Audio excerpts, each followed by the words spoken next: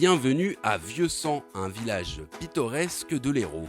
Ici, on peut trouver des maisons traditionnelles en pierre, des escaliers en pierre, des ponts en pierre et même des chiens en... Ah non, celui-ci était bien vivant. Bon, si on est venu ici dans le parc naturel du Haut-Languedoc, c'est parce que l'on peut faire tout un tas d'activités. De la randonnée, du vélo, des descentes en kayak, bref, un véritable paradis pour les vacanciers. Justement, nous sommes allés rendre visite à Birgit, qui accueille tous les ans des touristes de passage. Avec son mari, ils ont rénové il y a 20 ans le domaine de Miravel pour en faire un hébergement modèle en termes de développement durable. Ils ont d'ailleurs été parmi les premiers lauréats du label Clé Verte, une labellisation qui vient récompenser les efforts de ce couple en faveur d'un tourisme durable. Mais au fait, Birgit, c'est quoi le tourisme durable ? Ici, tout doit durer. On ne doit pas casser des choses, on ne doit pas consommer des choses qui ne reviennent pas. Le mieux pour qu'on comprenne bien, Birgit, c'est de vous suivre. Comme ça, on va découvrir avec vous tout ce qui a été fait ici pour concilier tourisme et écologie. Comme là, ces cuves qui servent à récolter les eaux de pluie.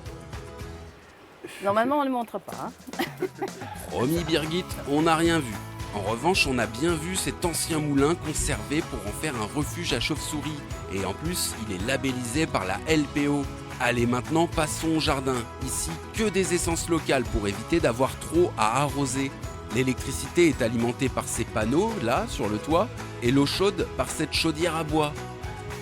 À l'intérieur, l'isolation a été faite avec de la laine de mouton et Birgit a opté pour une climatisation naturelle grâce à ce grand escalier. Pour le linge de maison et l'ameublement, on trouve soit du matériel de récupération, soit des fabrications bio et locales. Comme ça, on soutient aussi l'artisanat du cru. Et comme je disais, on est bien ici.